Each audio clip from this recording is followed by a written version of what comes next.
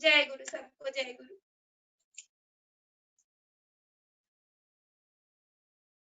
जय गुरु। बहुत सुंदर। जय गुरु माँ। परमपिता के रातुल चरण में आपका मंगल प्रार्थना करती हूँ। अब सत्संग की मधुर बेला को आगे बढ़ाते हुए अब हम इष्ट चर्चा के ओर चलते हैं। आज हम सबके बीच उपस्थित हैं श्रद्धा महंती माँ उड़ीसा से। माँ पहले भी एक बार आ चुकी हैं।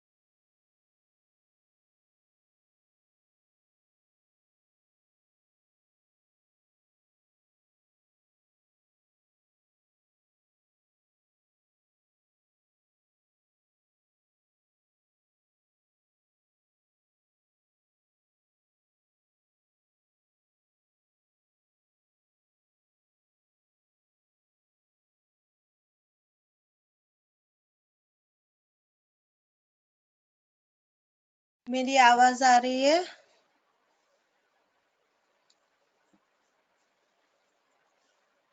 ठीक है।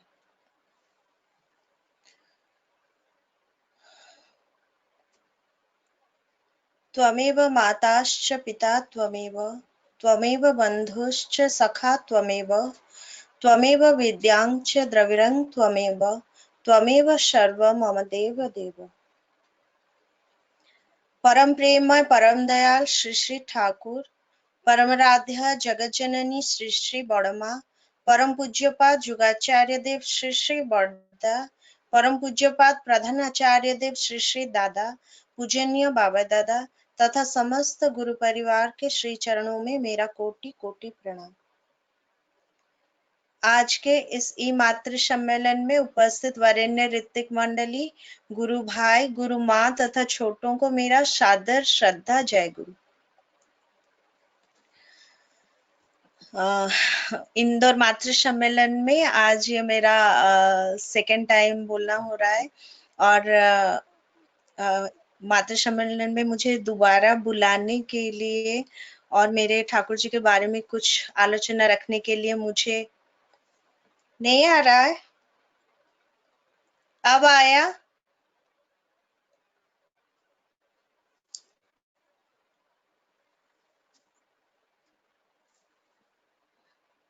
एक सेकेंड, अब आया? आवाज आ रहा है? ओके। मुझे दोबारा बुलाने के लिए इंदौर मातृ सम्मेलन में मैं इंदौर वासी सारे माओं को और गुरु भाइयों को मेरे तरफ से आंतरिक कृतज्ञता ज्ञापन करती हूँ और देर ना करते हुए टॉपिक पे जाऊंगी। आज का जो टॉपिक है वो है मैरिज रिफॉर्मेशन और विवाह संस्कार आज का टॉपिक है। और ठाकुर जी ने इसके बारे में क्या क्या बोले हैं, क्या हम लोगों को इसके बारे में थोड़ा ये सब चीजों के बारे में चर्चा से पहले मैं खुद का कुछ बोलना चाहूंगी एक्सपीरियंस।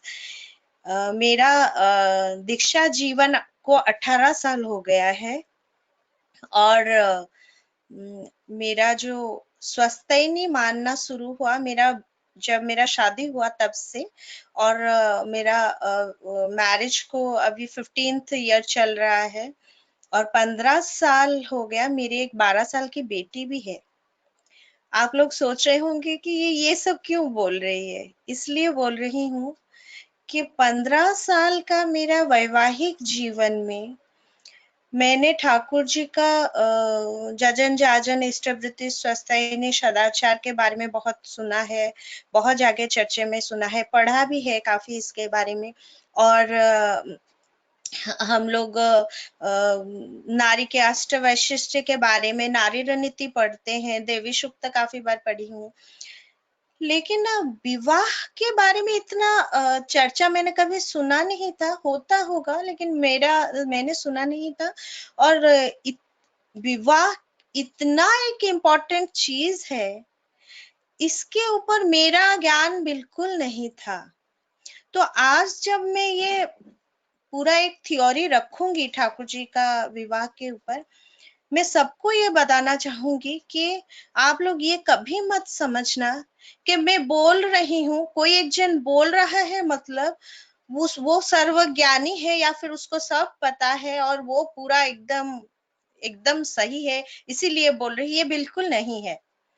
एक बार पूज्यपाद श्री श्री पितृदेव बड़दा से पूछा गया कि एक आदमी गया था उनके पास और उनको जाकर बोला गया कि ये भाई जो है ये बहुत धार्मिक है, बहुत अच्छा जाजन करते हैं और ये धर्म के बारे में इनको बहुत ज्ञान है।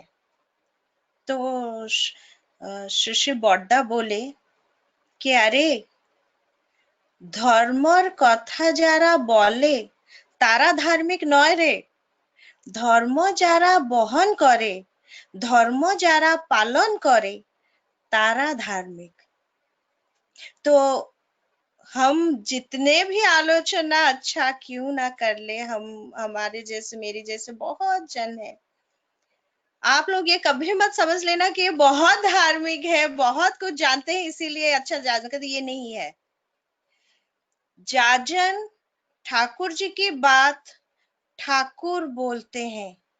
हम लोग जब ठाकुर के बारे में आलोचना और चर्चा करने के लिए बैठते हैं, वहां पर मुख्य ठाकुर होते हैं। और ये विवाह का जो बात है आज मैं रखूंगी, ये कंप्लीटली ठाकुर जी का थ्योरी ही मैं रखूंगी और मैं इसको थोड़ा शास्त्रीय तरीके से और समझाने की कोशिश करूंगी।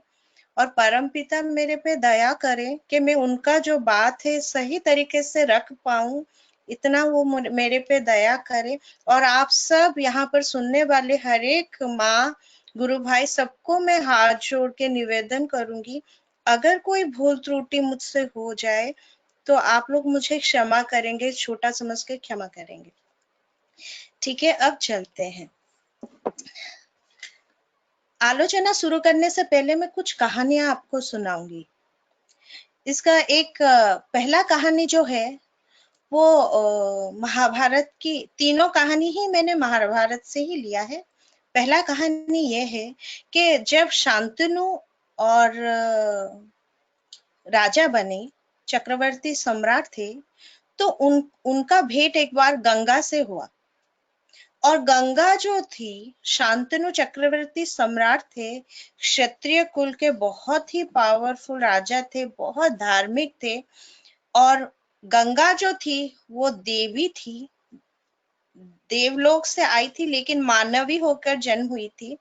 और उनका कुल भी क्षत्रिय कुल ही था। और दोनों को जब देखे तो दोनों में बहुत प्रेम हुआ, और दोनों को विवाह करने के लिए स्थिर किए, और उनका विवाह हुआ। और ये जो विवाह था ये शास्त्र सम्मत था, और दोनों का हर एक चीज में कंपैटिबिलिटी था।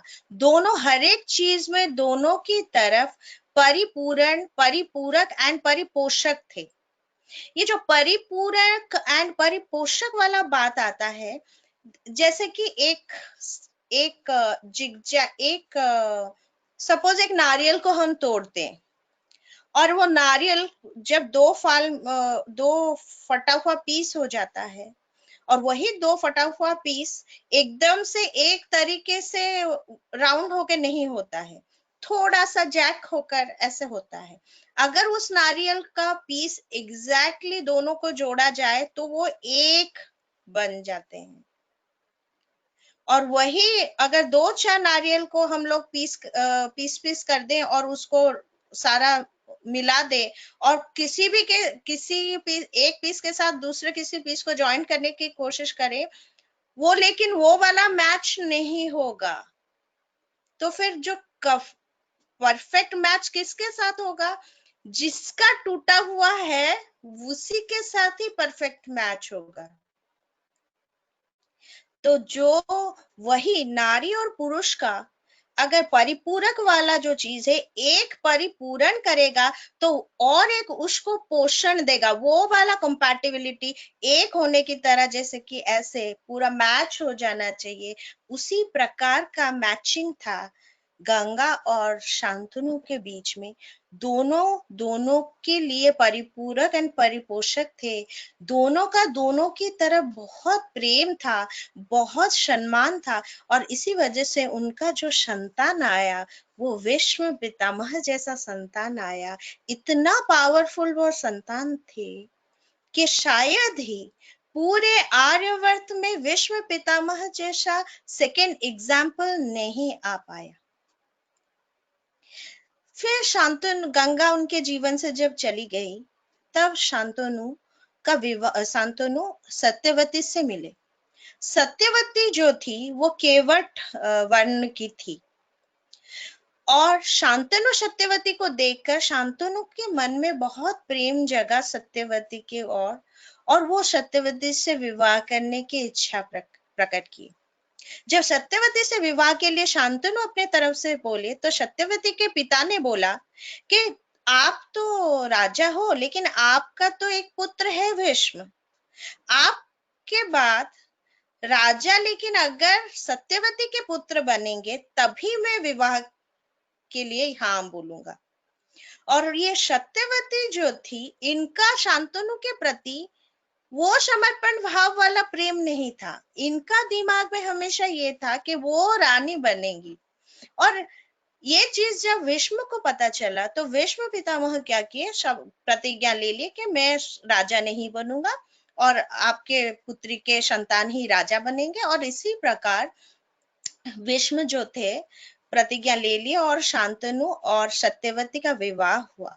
शांतनु लेकिन शांतनु जो थे वो भीष्म, उनके मन में हमेशा एक गिल्ट था कि उनके वजह से उनके इच्छा के वजह से उनका पुत्र राजा नहीं बन पाया, मतलब भीष्म राजा नहीं बन पाए।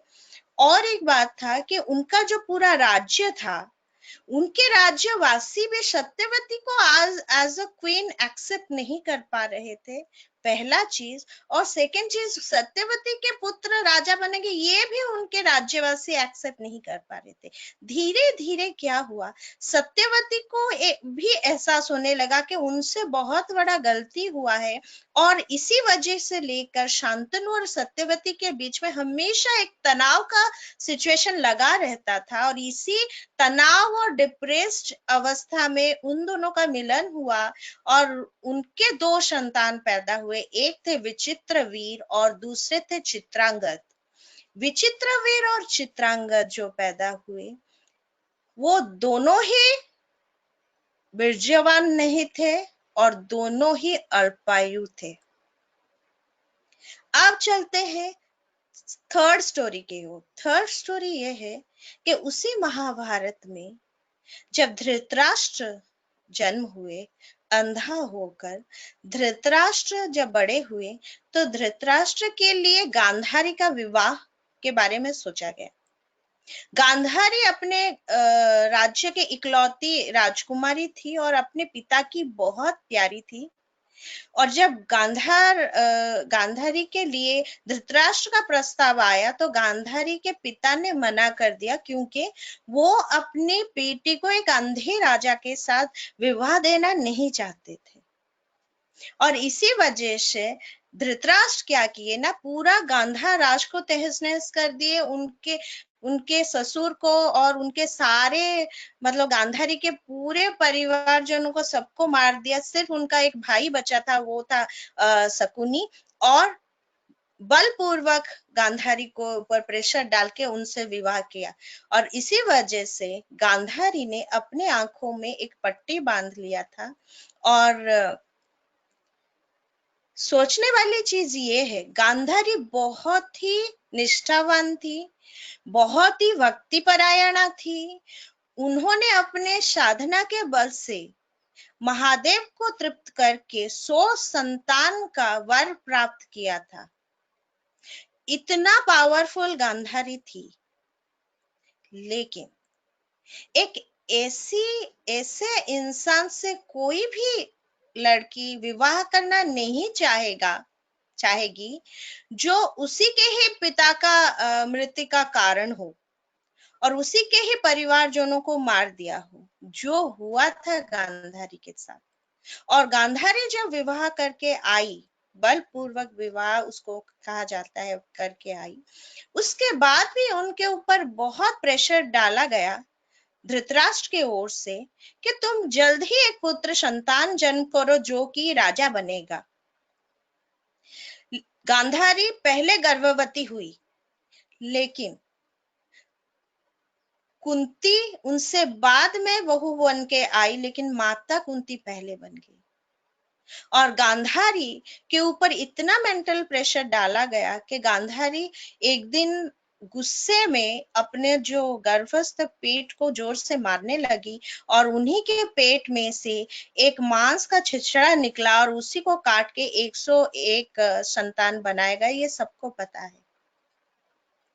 लेकिन उनके जो संतान आए वो सब क्रोधी थे, अहंकारी थे, और वही संतानें ही कुरुवंश के विनाश के कारण बने।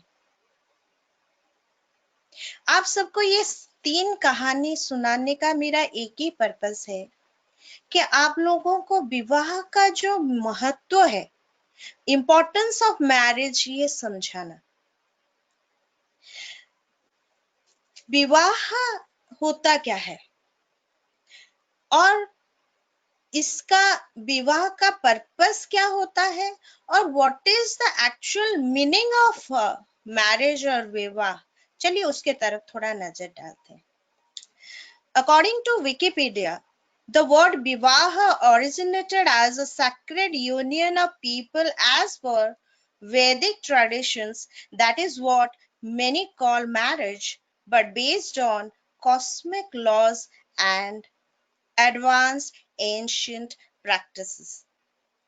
विकिपीडिया के हिसाब से, मतलब गूगल से अगर हम विवाह का मीनिंग पूछते हैं विकिपीडिया के हिसाब से, विवाह जो है वो उसको पवित्र union, sacred union of people as per Vedic tradition, मतलब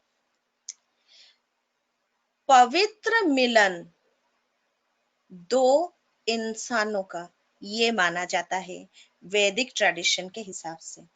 और वही चीज कॉस्मिक लॉज, मतलब दैवी नीतियों के आधार से जो जो रूल्स रेगुलेशंस है उस प्रकार से इसको प्रैक्टिस किया जाता है, इसको यूज टू है हम लोग।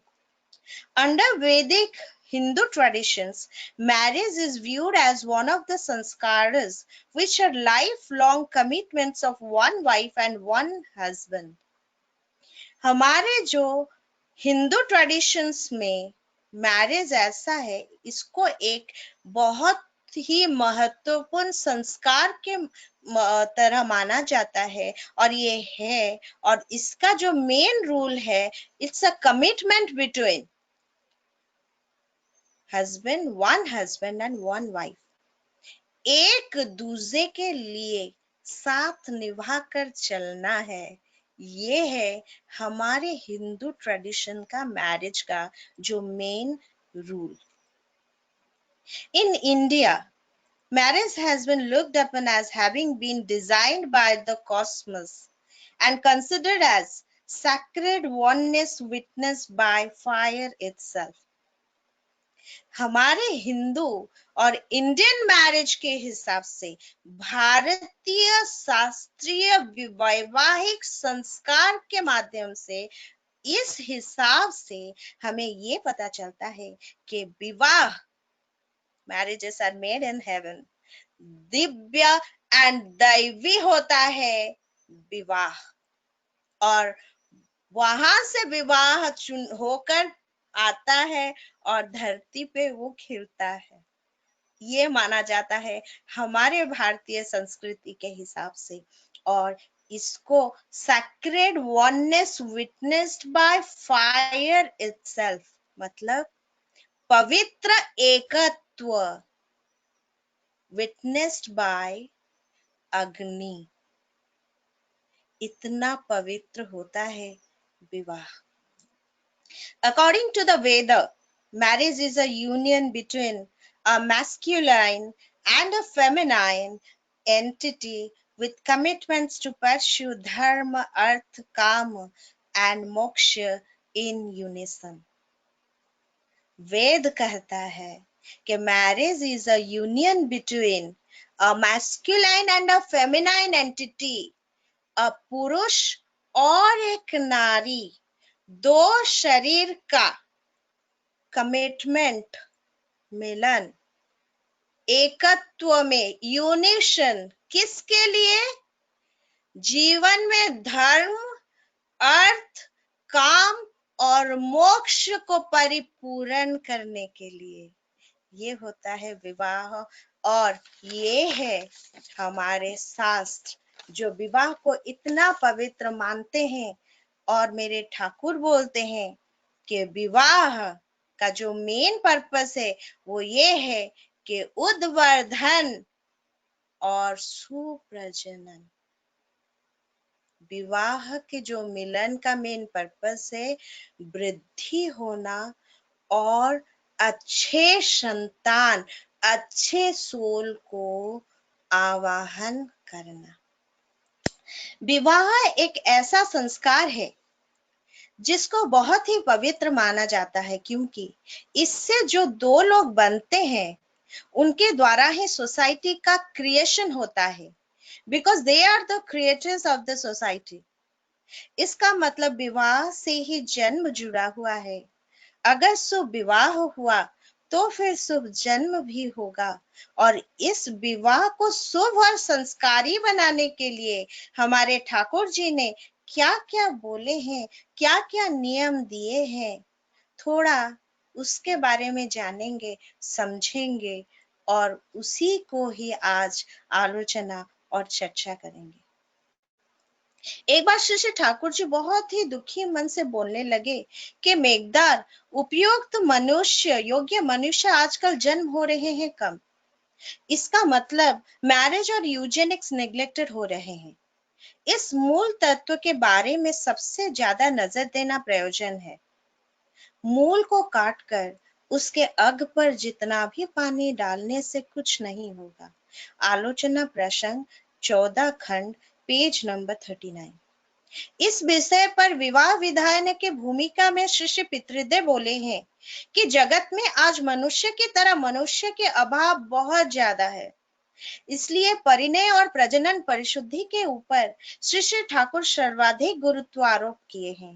कारण विवाह अगर ठीक से न हुए एवं मनुष्य जन्म सूत्र से दैवी विधान और शुभ संस्कार के अधिकारी अगर न हुए, तब दीक्षा शिक्षा संस्कृति और पारिवेशिक संपोषण में से लाभवान होगा कम। इसलिए जो लोग वंश समाज राष्ट्र देश और जगत का सर्वतोमुखी कल्याण चाहते हैं, उन लोगों का शून्य दृष्टि होना चाहिए। उन्नति के इस भित्ति प्रस्तर के ऊपर पेड़ के मूल को काटकर उसके डाली पर पानी डालने से कुछ नहीं होगा। ये जो उद्वर्धन और प्रजनन का जो मूल है, हमारे संस्कार संस्कृति हमारे भविष्य का, हमारे परिवार राष्ट्र और समाज का भविष्य का जो मूल है वो है विवाह। अगर हम विवाह ही ठीक नहीं करेंगे, इसको अगर नहीं संभालेंगे, तो हम उस विवाह से उत्पन्न होने वाले चीज को जितना भी संभालना सजाना ठीक करने की कोशिश क्यों ना करें, उसका कुछ भी फायदा नहीं होगा। यही बात ठाकुर जी यहाँ पर बोले हैं। एक बार सुभाष चंद्र बोस जी ठाकुर जी के पास आए और ठाकुर जी को बोले कि ठाकुर, हमारा देश स्वाधीन होने वाला है। हम हमारे इस स्वाधीन भारत को हम लोग कैसे उपभोग कर सकते हैं, कैसे हमारा देश और समृद्धशाली और श्रेष्ठ बना रहेगा, आप उसके बारे में कुछ बोलिए। तब सुभाष चंद्र बोस जी बोले कि शासन संस्था जेमनी होक जाते माथा घामावना, যৌন ব্যাপার সুষ্ঠু না হলে देशे जीवन टिकबे ना। इसका मतलब ये है कि शासन और संस्था के बारे में, उसको ठीक करने के बारे में हम लोग जितना भी अपना दिमाग क्यों ना लगा ले, अगर यौन व्यापार मतलब मैरिज इंस्टीट्यूशन का हम लोग ठीक नहीं कर रहे हैं, तो फिर इसका कोई भी फायदा नहीं होगा। इसी संदर्भ में श्री ठाकुर जी और एक बानी भी दिए हैं, जो बानी है कि जनन विवराट जे लोरे क्रमे क्रमे राष्ट्र छे, लाख ऐश्वर्य थाकना केनो आपद सेताए जाबे बे। इसका मतलब ये है कि अगर राष्ट्र में जनन विवराट बढ़ने लगे और जितना भी ऐश्वर्य क्यों ना हो उस राष्ट्र का, वो सब पानी की तरह बह जाएगा। मानव जाति का जो डाउनफॉल का एक विशेष कारण है पारिवारिक संस्कार संस्कृति आचार अनुष्ठान शिक्षा दीक्षा का विलुप्त होना और अयोग्य पुत्र कन्याओं का असंगत विवाह और अवैध यौनाचार। इसका फलस्वरूप समाज में अपजातकों का प्रादुर्भाव बढ़ना और यही जनन विवराट देश व्यापी जन जीवन को विपर्यस्त करना शुरू कर दिया है। ठाकुर जी एक राष्ट्र के उन्नति के लिए श्री ठाकुर जी बोलते हैं कि परिवार समाज और राष्ट्र यदि उन्नति चाहते हो, वैशिष्ट पाली वैधि परिणय को सुप्रतिष्ठित करो, सुप्रजनन के संपद में संपदशाली हो उठो, नहीं तो स्वैरी व्यभिचार वैशाचिक आक्रमण से तुम लोग निःशेष हो ही जाओगे। विवाह विधायना 134। इसका मतलब है अगर परिवार समाज और राष्ट्र की उन्नति चाहते हो तो फिर वैशिष्ट पाली वैधि परिणय मतलब परफेक्ट कंपैटिबल वैदिक मैरिज सिस्टम को अच्छे से प्रतिष्ठित करना होगा, तभी अच्छे जातक आएंगे और वही जातक अच्छे परिवार समाज और राष्ट्र बनाएंगे। विवाह अगर ठीक न हुए तो दाम्पत्य जीवन उर्वर्धन मुखर नहीं होगा। सुप्रजनन सुष्ठु नहीं होगा, समाज में ऐश्वर्यशाली होकर नहीं बढ़ पाएगा। विवाह अगर संस्कार सम्मत, वैज्ञानिक, वैदिक, शास्त्र सम्मत होगा तो फिर सुप्रजनन स्वाभाविक हो उठेगा। उत्कृष्ट जातक और जातिका का आविर्भाव सहज हो उठेगा और निकृष्ट जनन तिरोधित होता जाएगा। और यही उत्कृष्ट प्रजन्म ही उपयुक्त पारिवारिक परिचर्या और दीक्षा शिक्षा के माध्यम से भविष्य में राष्ट्र का संपद होकर बढ़ेंगे। इस संदर्भ में ठाकुर जी का और एक वाणी है जिसको हम प्रणिधान योग्य समझते हैं, वो है, पहले प्रयोजन मनुष्य तब तो जाति, पहले प्रयोजन सुपुष्ट व्यष्टि तभी तो संदीप्त समष्टि, पहले आवश्यक उत्तम का आविर्भाव, शुभ जन्म का सुसंगत परिप्लावनी विस्तार, तभी तो अमंगल का तिरोभाव। आलोक में उच्छल कर दो, अंधकार अपने आप दूर हो जाएगा। याद रखो, जाति गठन का चाबी काठी ही है प्रकृष्ट जनन प्रदीपना एवं तत्संदीपी सुसंगत आंदोलन समाज संदीपना 489। ठाकुर जी यहाँ बोल रहे हैं कि पहले मनुष्य चाहिए तब तो जाति बनेगा, पहले सुपुष्ट व्यष्टि मतलब स्ट्रॉन्ग व्यष्टि चाहिए तभी तो वो व्यष्टि समष्टि में परिवर्तन होगा, पहले आवश्यक उत्तम का आविर्भाव, शुभ जन्म का सुसंगत परिप्लावनी विस्तार, तभी तो अमंगल का तिरोधाव, मतलब पहले शुभ आएगा तभी तो अमंगल जाएगा, पहले मंगल का आवाहन होगा तभी तो अमंगल का तिरोभाव होगा। आलोक का उच्छल कर दो मतलब इतना प्रकाश फैला दो कि अंधकार अपने आप दूर हो जाएगा। याद रखो कि जाति गठन का जो मूल चाबी काठी है, मूल की है, वो है जनन प्रदीपना मतलब विवाह। और इसी संगत में यही विवाह को कैसे उत्कृष्ट किया जाएगा, कैसे ठीक किया जाएगा, इसी संदर्भ में जो आंदोलन होना चाहिए वो करो, ये ठाकुर जी का कही हुई बात है। ये सब तो थे विवाह के प्रयोजनीयता के ऊपर की बातें। अब थोड़ा आगे बढ़ते हैं और विवाह कैसे अच्छा होगा इसके ऊपर ध्यान देते हैं। विवाह का जो प्राक शर्त होता है, मतलब विवाह में जो सबसे इम्पोर्टेंट चीज होती है, जिसको सबसे ज्यादा ध्यान देना चाहिए, वो है योग्यता। योग्यता किसकी? योग्यता नारी और पुरुष की। जिनका विवाह होगा वो लोग विवाह के लिए योग्य है या नहीं, इसके बारे में भी ठाकुर जी ने बोला है।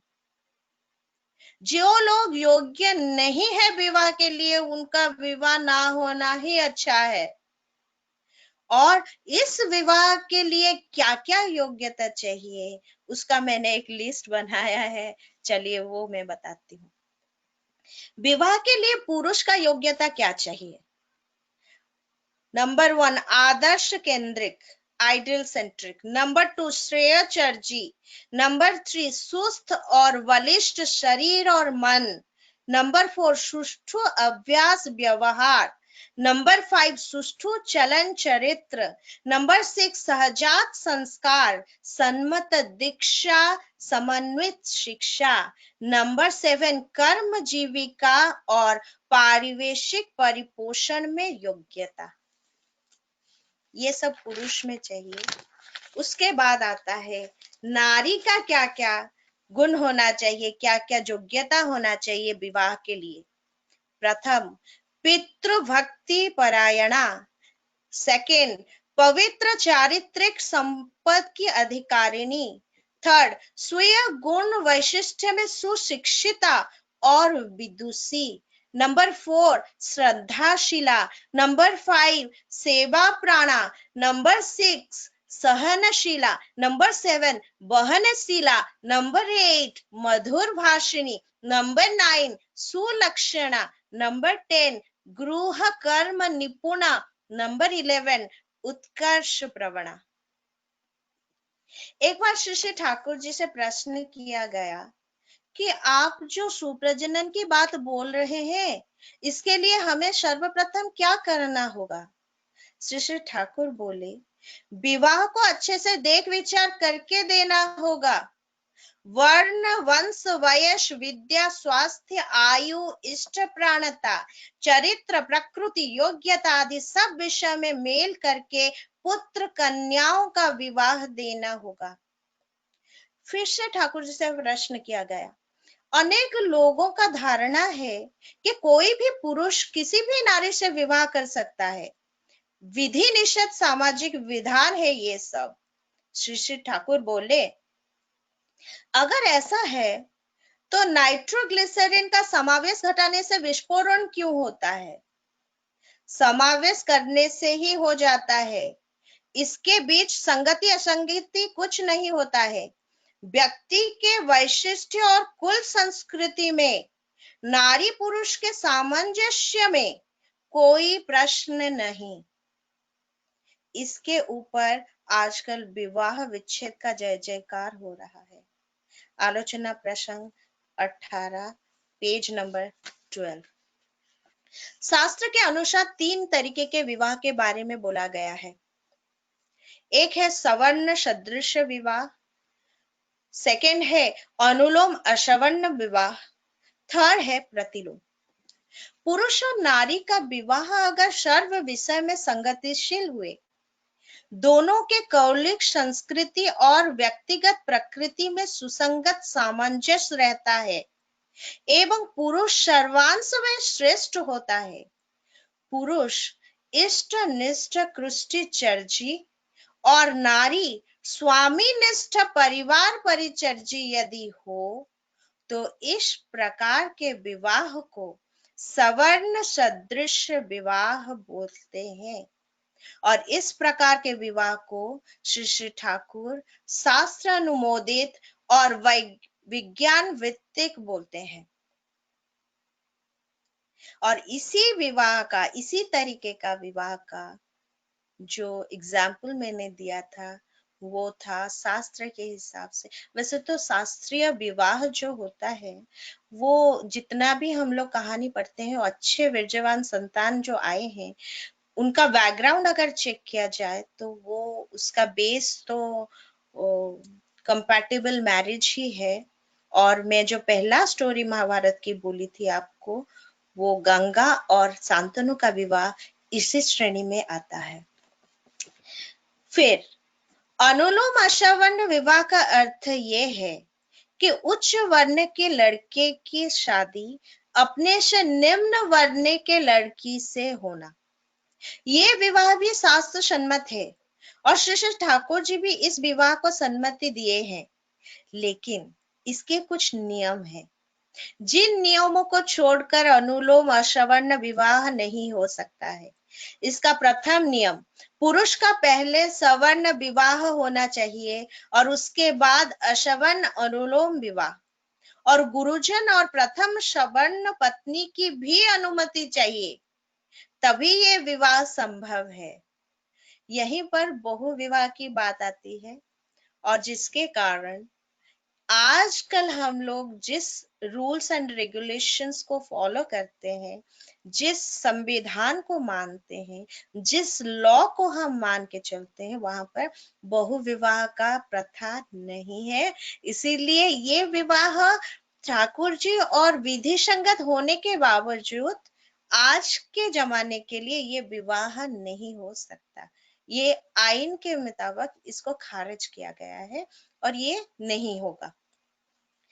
तृतीय तरह का जो विवाह या फिर मिलन की बात ठाकुर जी ने बोला है वो ये है, पुरुष और नारी का विवाह अगर विसदृश हो, अर्थात उच्च वर्ण के नारी के सहित निम्न वर्ण के पुरुष का यदि मिलन होता है तो मात्र गर्भ में संगतिहीन वृण बनता है और वो जातक होता है अपकृष्ट और परिध्वंस प्रसूत।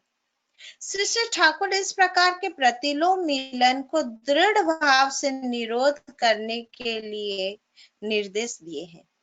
साइंटिस्ट लोग भी बहुत रिसर्च करके ये प्रूफ किए हैं कि स्पर्म एंड ओवम के मिलन से जाइगोट फॉर्मेशन होता है, और इसी जाइगोट फॉर्मेशन के टाइम में लाखों स्पर्म्स का डेथ होता है, और सिर्फ वही स्पर्म जाइगोट ओवम के साथ मिलित होकर जाइगोट फॉर्मेशन करता है जो ओवम के हिसाब से कंपैटिबल हो, क्योंकि मां रिसीव करती है, नारी रिसीव करती है और नारी चूज करती है। अगर वो ओवम कंपैटिबल नहीं होता है, अगर वो स्पर्म कंपैटिबल नहीं होता है ओवम के साथ, तो फिर जो नहीं कंपैटिबल होता उनका डेथ हो जाता है। जो कंप्लीट प्रैक्टिकली उसी के साथ खाप होता है, जैसे मैंने नारियल का एडजस्टमेंट के बारे में बोला था, वही मिलन होता है और वही जाइगोट ही फॉर्मेशन करता है, वही मिलन ही जाइगोट फॉर्मेशन करता है। उच्च वर्ण के स्पर्म और ओवम निम्न वर्ण के स्पर्म एंड ओवम से बहुत हाई क्वालिटी के होते हैं, और इसी हाई क्वालिटी ओवम के साथ मिलन होता है, उसके जो जाइगोट फॉर्मेशन होता है वो साम्ययुक्त और बैलेंस जाइगोट होता है। लेकिन जब low quality sperm and high quality genetic potential ovum के साथ मिलन होता है, उसमें जो जाइगोट फॉर्मेशन होता है उसको अनबैलेंस्ड जाइगोट और असंगति और संगतिहीन भ्रूण कहा जाता है। इस प्रकार के अनमैच्ड जेनेटिक यूनियन से जो जाइगोट के अंदर बहुत विद्रोह होता है, और पहला मिलन जो है वो अनुलोम संगति है, और जो सेकेंड काइंड ऑफ मिलन है उसको प्रतिलोम विकृति कहा जाता है। प्रतिलोम विवाह के प्रसंग में श्री श्री ठाकुर क्या बोले हैं उसके ऊपर थोड़ा बोलते हैं।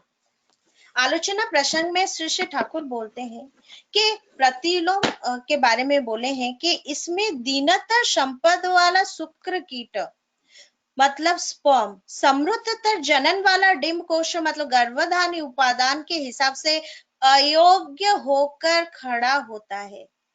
जीव विज्ञान के ओर से ये एक प्रकृति विरुद्ध मिलन है। इसमें स्पर्म एंड ओवम दोनों ही दिग्भ्रष्ट और विपर्जित हो जाते हैं। ओवम अनुभव करता है कि उसके ऊपर सैटनिक टिरानी मतलब शैतानी अत्याचार हो रहा है। इस प्रकार के विधि विरुद्ध मिलन का फल अच्छा नहीं होता है। संतान को पिता माता को अच्छा क्वालिटीज नहीं मिलता है। ओवम स्पर्म को रिपेल विकर्षण करने को इच्छा करता है। मिलनकालीन इस द्वंद्व के वजह से मातृ धातु और पितृ संपदगत वैशिष्ट विध्वस्त विकृत और विपर्यस्त हो जाता है। उसका प्रकृति होता है साम्यहरा, द्वंद्व प्रवण और परिध्वंस प्रसू। जो कुछ सुंदर और महत होता है उसके विरुद्ध अभियान चलाते हैं ये। उसका इन्नेट लग्जरी अंतःस्यूत विलास होता है टू डिस्कार्ड द ग्रेट, महत का वर्जन करना। उसका प्रयास रहता है श्रेय विरोधी और अस्तित्व विरोधी। जिस नीति जाति के सपक्ष में जितना कल्याणकारी होता है वो उस नीति का परिपंथी उतना ही करते हैं और होते हैं। इस प्रकार के लोग निर्भर योग नहीं हो सकते, वो लोग विश्वासघातक होंगे ही। प्रतिलोमन संतान अविश्वासी, अकृतज्ञ और ध्वंस प्रवृत्ति परायण क्यों होते हैं, ये ठाकुर जी से प्रश्न किया गया। श्री श्री ठाकुर बोलते हैं, पिता और माता का सेक्सुअल प्रोपेंसिटी के वजह से आइडियल कल्ट और क्लैन, इष्ट कृष्टि और वंश को जीवन के आरंभ से ही ये लोग अस्वीकार करते हैं। इससे ही इनका जन्म होता है। इसीलिए प्रतिलोमस संतान विश्वासघातक होते हैं। आलोचना प्रसंग षष्ठ खंड पेज नंबर 149 संस्करण 1990।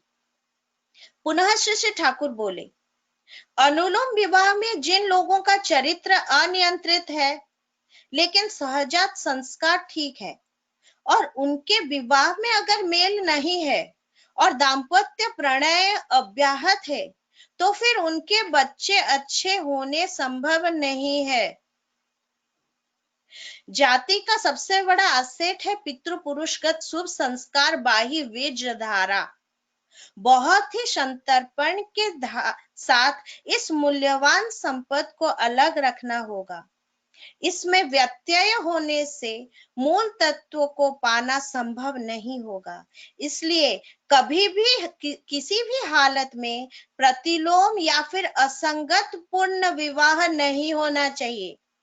आंखों के सामने अगर इस तरह के घटना घटे तो जैसे भी होकर रोकना होगा। विवाह में अगर गोलमाल हो गया तो फिर जाति का भविष्य अंधकारमय होगा ही होगा। आलोचना प्रसंग षष्ठ खंड, पेज नंबर 28-29, संस्करण 1990। अनुन्नत जाति में फिर से ठाकुर जी से प्रश्न किया गया कि अनुन्नत जाति में अगर कोई उन्नत हुआ तो वो उन्नत जाति की कन्या से विवाह करने में क्या दोष है? ठाकुर बोले, जाति मत बोलो, वर्ण बोलो, वो अच्छा होता है। वर्ण का मतलब grouping of varieties of similar instinct, समझ जातीय संस्कार के वैचित्र्यमय गुच्छ। इसलिए पुरुष का इनवर्न इंस्टिंक्ट, जन्मगत संस्कार देखने से पता चल जाता है कि वो कितना उन्नत है। अच्छा इंस्टिंक्ट विशिष्ट संतान के जनक हो अच्छा इंस्टिंक्ट विशिष्ट संतान के जनक हो सकते हैं। वो जिस कन्या से विवाह करता है उसका इंस्टिंक्ट अगर खुद के इंस्टिंक्ट से रिचर और समृद्धतर होता है तो यही पुअर जेनेटिक वेल्थ वाला स्पर्म रिचर जेनेटिक वेल्थ वाला ओवम का इम्प्रेग्नेटिंग फैक्टर के हिसाब से मिसफिट होता है। बायोलॉजिकली एक प्रकृति विरुद्ध मिलन होता है। स्पर्म एंड ओवम दोनों ही दिघरा और विपर्जस हो जाते हैं। ओवम ये अनुभव करती है कि उसके ऊपर सैटनिक टिरानी मतलब शैतान का अत्याचार हो रहा है। इस प्रकार के विरुद्ध मिलन से कभी भी अच्छे संतान नहीं होते हैं। संतान पिता और माता किसी का भी अच्छे गुण आहरण नहीं कर पाता। जो होता है, सत्ता पोषण जो होता है, उसको ध्वंस करने के लिए झोंक लेकर वो पैदा होते हैं। याद रखो, इंस्टिंक्ट मतलब संस्कार और एक्विजिशन मतलब अर्जित विद्या किंतु एक समान नहीं होता है। एक शूद्र यदि ब्रह्मज्ञ हुआ उसको तुम गुरु के हिसाब से ग्रहण कर सकते हो, लेकिन उसके साथ तुम अपनी कन्या का विवाह नहीं दे सकते, कारण ब्रीडर मतलब जन्मदाता के हिसाब से वो तुम्हारे रैंक से नीचे है। आलोचना प्रसंग षष्ठ खंड, पेज नंबर 149 एंड 150, संस्करण 1990। प्रतिलोम के प्रतिकार में श्री श्री ठाकुर नारी नीति में वाणी संख्या 115 में बोले हैं, अगर प्रतिलोम संसर्ग हुआ है तो इष्ट आदर्श गुरु या महत के पास भक्ति में अवनत होकर उनके प्रतिष्ठा में इस प्रकार जीवन को उत्सर्ग करो जिससे इष्ट प्रतिष्ठा के सिवा तुम्हारे मस्तिष्क में कोई भी चिंता, वाक्य या कर्म में अन्य प्रकार से चलन किसी भी हाल में स्थान न पाए और प्रतिलोमज वृद्धि से जितना दूर संभव दूर रहो। देखना, ये दोष तुम्हें और दूसरों का जितना क्षति पहुंचाता वो अनेकांश में कम होगा। प्रतिलोम के ऊपर ठाकुर जी ने इतना स्ट्रॉन्ग और इतना मेरी सुनाई नहीं दे रहा, साउंड इश्यू है। दे रहा है?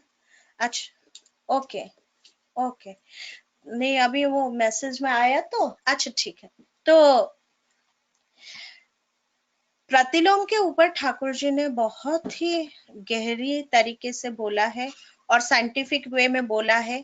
मैंने जितना भी कलेक्ट किया था उतना आप लोगों के सामने मैंने रखा, बस मैं थोड़ा इसको और अच्छे से समझाने की कोशिश करती हूँ। देखिए, प्रतिलोम जो है, अनुलोम श्रवण एंड असवर्ण तो क्लियर हो गया होगा, लेकिन प्रतिलोम के ऊपर बहुत जन कंफ्यूज होते हैं। मैं खुद भी काफी कंफ्यूजन में थी, एक्चुअली ये चीज है क्या।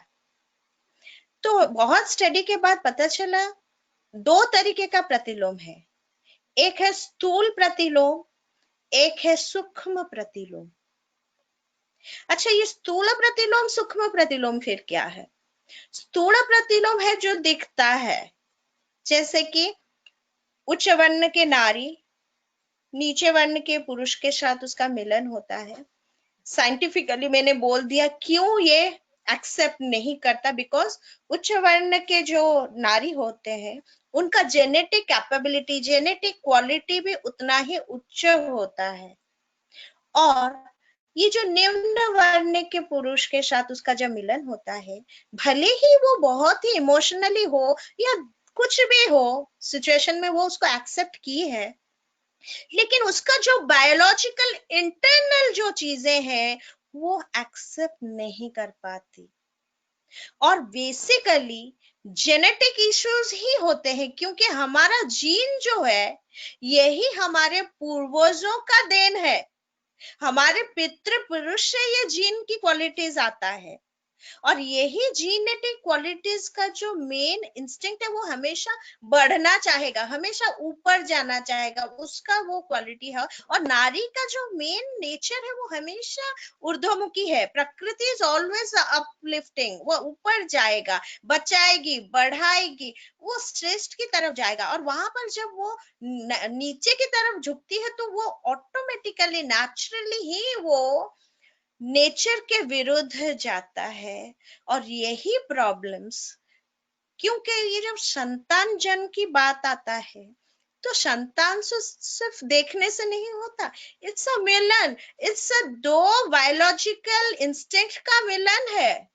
उसमें से एक अद्भुत तरीके से एक संतान आता है, तो फिर it's a completely internal connection. इसी वजह से ठाकुर इंटरनल कनेक्शन के ऊपर इतना ध्यान देने को बोला है, और विवाह के ये सब नियम शास्त्र सम्मत है, क्योंकि इसी में ही गंडगोल हो जाता है और रोगी संतान और मानसिक विकृति जैसे संतान आ जाते हैं। और अगर बाहर से ठीक दिखे भी, लेकिन उनका बायोलॉजिकल इंस्टिंक्ट में प्रॉब्लम रहता है। ये है, ये तो दिख ही जाता है, इसीलिए ये स्थूल प्रतिलोम है। तो फिर ये सूक्ष्म प्रतिलोम क्या है?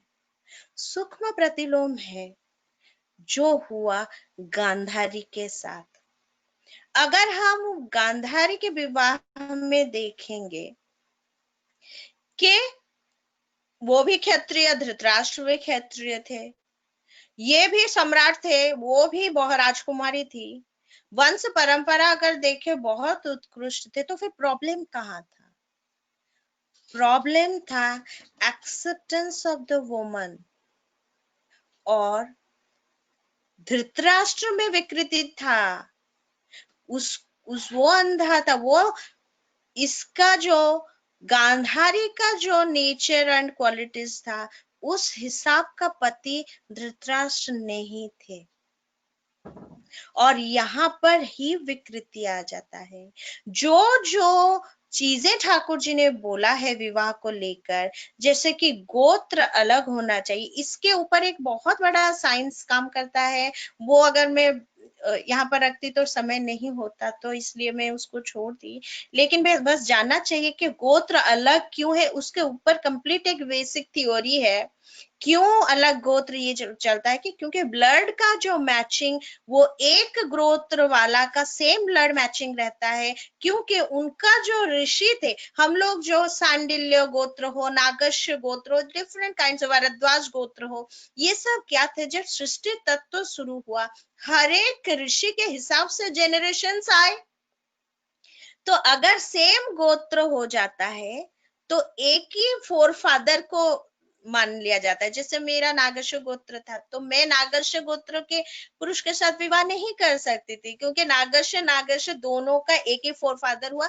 तो किसी भी एंगल में जेनेटिकली बाय ब्लड प्रॉब्लम्स आ सकता है। यही सोचकर गोत्र अलग वर्ण सेम ये चीज बात बोला गया है, सो दैट कंपैटिबिलिटी हो और ब्लड में मैचिंग भी परफेक्ट हो, इसी वजह से अच्छा बच्चा आएगा। लेकिन तो जो सूक्ष्म प्रतिलोम में क्या हो जाता है, अगर वंश परंपरा में नारी का परंपरा उच्च हो गया, पुरुष का नीचे हो गया, या किसी भी ग्राउंड में जो वंश वर्ण गोत्र वंश वयस शिक्षा दीक्षा योग्यता और किसी भी ग्राउंड में अगर नारी से पुरुष नीचे हो जाता है तो पता भी नहीं चलता, एक असंगति नारी के अंदर मन में रह जाता है। वही चीजें स्लो पॉइजन की तरह उन लोगों के वैवाहिक जीवन में चलता जाता है और वही चीजें बच्चे में आ जाता है।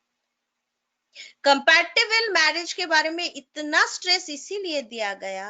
ये सब चीजों को अगर देखकर सोच विचार करके, इससे पहले मैंने जो जिस दिन आई थी उस दिन मैंने ब्रायन के बारे में बोला था, यहाँ पर भी ठाकुर बोलते हैं कि नारी को विदुषी होना पड़ेगा, उसका चिंतन ठीक होना पड़ेगा, तभी वो प्रॉपरली एक्सेप्ट कर पाएगी।